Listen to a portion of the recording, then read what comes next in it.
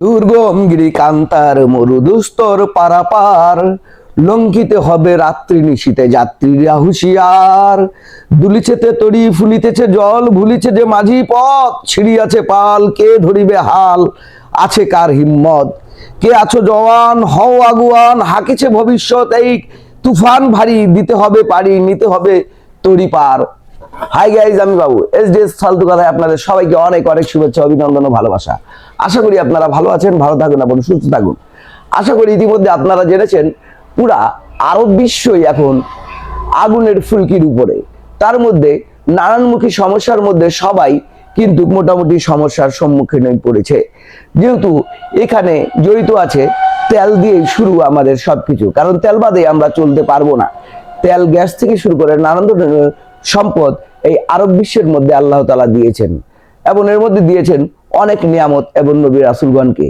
এর মধ্যে ইরান থেকে শুরু করে ফিলিস্তিন, জেরুজালেম, আমাদের জেরুজালেম পবিত্র ভূমি, এবং সেখানে আল আকসা মসজিদ আছে, যেখানে প্রথম মুসলিমের কেবলা। এই কেবলাকে তারা ঘিরে রেখেছে কিছু হায়নার দল অথবা কিছু শগুনের দল। এর থেকে পরিত্রাণ পাওয়ার জন্য একটি বজ্রকণ্ঠ উঠেছিল, এবং শক্তিশালী কণ্ঠস্বর হিসাবেই ছিল আরব বিশ্বের মধ্যে, সেটি হচ্ছে ইরান, যার নাম আয়াতুল্লাহ আল খামেনি। যে আপনার আমেরিকা থেকে শুরু করে ইসরায়েল এবং আমাদের যারা তার পার্শ্ববর্তী রাষ্ট্রে যারা ছিল সবার জম ছিল, এবং তাকে ভয় পেত এত বেশি যে তাকে শেষ পর্যন্ত হত্যা করে তারা শান্ত হয়েছে।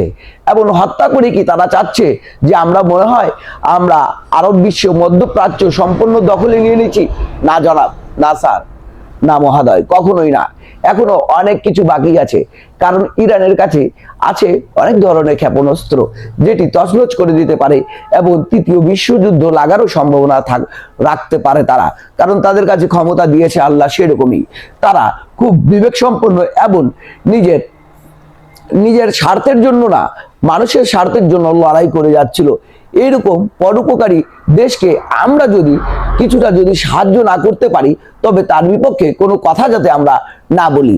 যদি আমরা তাদেরকে সরাসরি মুখ থেকে খারাপকে খারাপ এবং ভালোকে ভালো বলার সাহস না থাকতে পারে, তবে তাকে নিয়ে সমালোচনা করার সাহস আমাদের কারণেই আর আমাদের থাকাও উচিত না। কারণ আরব বিশ্ব যেখানে চুপচাপ নীরবতা পালন করছে, সৌদি, কুয়েত, লেবানন, মিশর, তার থেকে শুরু করে আফগান, তুর্কিস্তান, এগুলো সবকিছু তার আশেপাশে আছে, সিরিয়া, তারা চুপচাপ নীরব ভূমিকা পালন করছে। অথচ তারা নিজের শত্রুকে তাদের বাসায় ঠাঁই দিয়ে রেখেছে। তাদের এখানে যখন হামলা করা হচ্ছে, তখন অনেক মানুষ, অনেক প্রজাতি এখন উঠে পড়েছে ইরানের বিপক্ষে। ইরান যুদ্ধনীতি নষ্ট করছে, অথবা যুদ্ধনীতির শর্তগুলো মানছে না।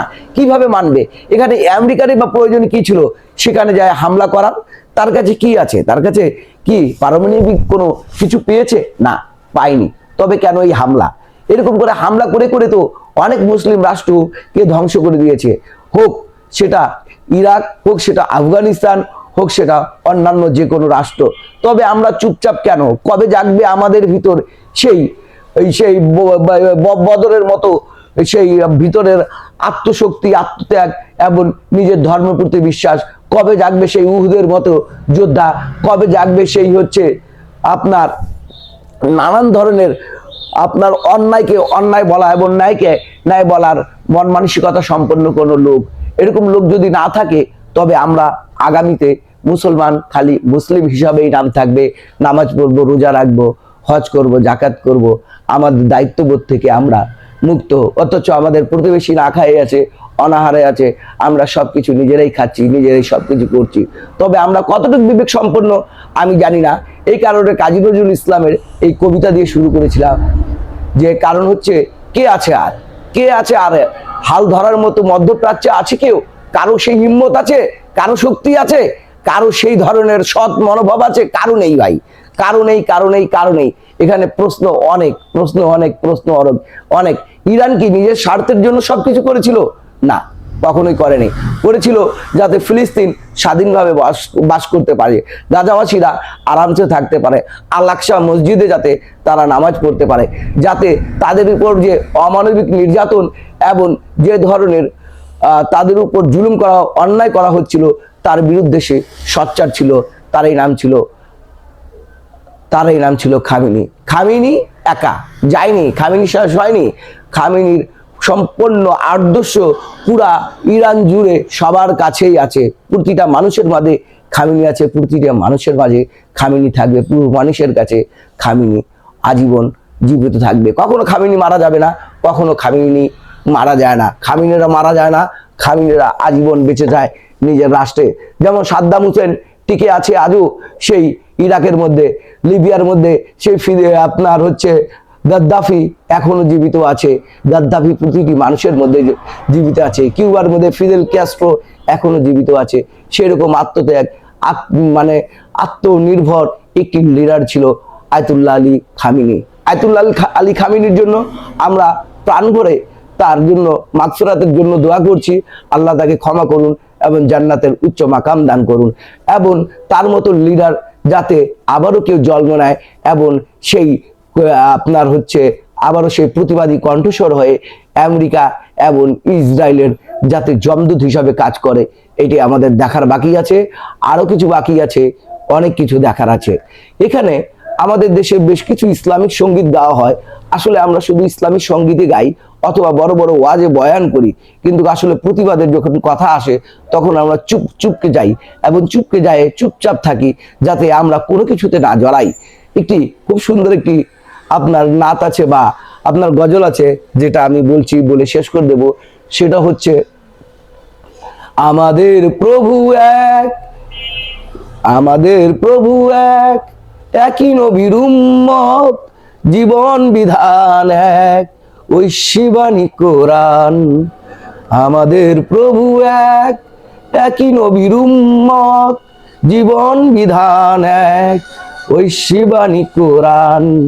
তবু কেন এক নও ওহে মুসলমান, এক হও করি আহ্বান।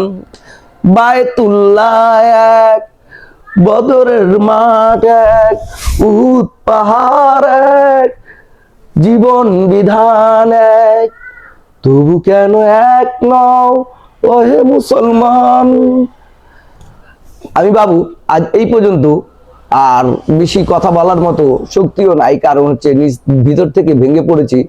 কারণ একটি সুন্দর লিডার আমরা হারিয়ে ফেলেছি পৃথিবী থেকে, আমরা একটি নেতা হারিয়ে ফেলেছি, আমরা একটি আদর্শ হারিয়ে ফেলেছি, আমরা একটি ক্ষমতাসীন, ক্ষমতাবান এবং মাথা উঁচু করে চলার জাতির প্রধানকে হারিয়ে ফেলেছি। তাই তার আত্মার মাগফিরাতে আজ এই পর্যন্ত। ততক্ষণ পর্যন্ত আপনারা ভালো থাকুন, সুস্থ থাকুন, সাবধানে থাকুন। আর ওসমান হাদি হত্যার বিচারটুকু বাংলাদেশের মাটিতে যাতে হোক, ওসমান হাদি যাতে হারিয়ে না যাক। আবারও বলছি, ওসমান হাদি আমাদের মাঝে আছে, ওসমান হাদি প্রতিটি মানুষের মাঝেই আছে, ওসমান হাদি প্রতিটি বজ্রকণ্ঠে আছে, ওসমান হাদি প্রতিটি স্লোগানে আছে, ওসমান হাদি বাংলাদেশের প্রতিটি জায়গায় আছে, ওসমান হাদি বাংলাদেশের মানচিত্রে আছে, ওসমান হাদি বাংলাদেশের পতাকায় আছে, ওসমান হাদি বাংলাদেশের জাতীয় সঙ্গীতে আছে, ওসমান হাদি চারিদিকে আছে। ওসমান হাদি বাদে বাংলাদেশ নেই। আল্লাহ হাফেজ।